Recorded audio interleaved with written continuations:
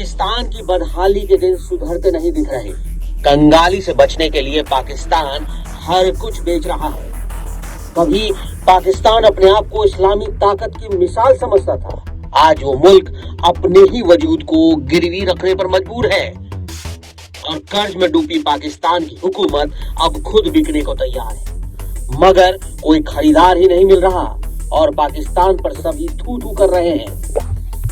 खबर यह है कि महाकर्ज में डूबी पाकिस्तान की सरकार ने फंड जुटाने के लिए नेशनल एयरलाइन यानी पाकिस्तान इंटरनेशनल एयरलाइंस को बेचने पर आमादा है, लेकिन इसे कोई कौड़ियों के भाव नहीं खरीद रहा। नतीजन पाकिस्तान की सरकार ने पाकिस्तान इंटरनेशनल एयरलाइंस की बिक्री के लिए बोली लगाने की डेडलाइन को फिर आगे बढ़ा दिया।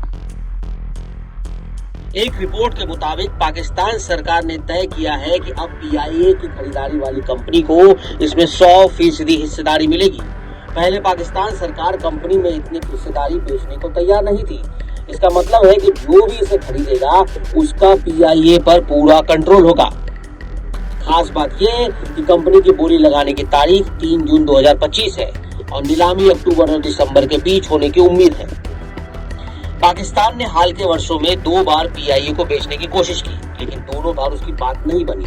पहली बार अक्टूबर 2024 में ये कोशिश हुई थी, तब सरकार को सिर्फ एक बोली मिली थी, वो भी सिर्फ $36 मिलियन और ये बोली सरकार की तय की गई कीमत से कई गुना कम थी। सरकार ने पीआईए की कीमत लगभग $305 मिलियन रखी थी, इसलिए सरकार ने उस बोली को मंजूर कर दिया। इसलिए पाकिस्तान सरकार ने उस बोली को नामंजूर कर दिया। बोली लगाने वाले पीआईए के पुराने कर्ज और टैक्स के मसले में नहीं फंसना चाहते, इसलिए वो दिलचस्पी नहीं दिखा रहे। वही सोशल मीडिया पर पाकिस्तान की हालत का मजाक बन रहा है।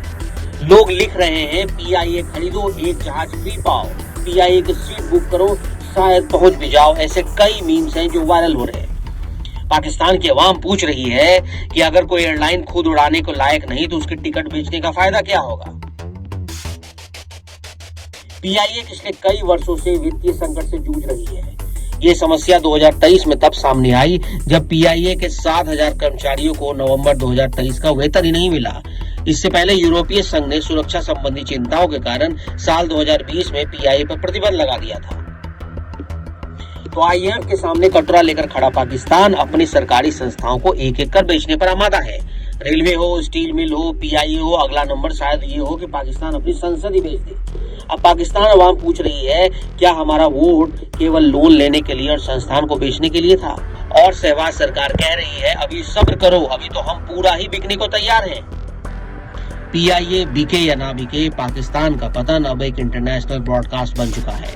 अब ये कहानी बताती है कि जो देश आतंक को पालते हैं वो खुद बिक जाते हैं। पीआईए की फ्लाइट कब उड़ेगी पता नहीं, लेकिन पाकिस्तान का भविष्य अब लॉन्चिंग से पहले ही क्रैश हो चुका है।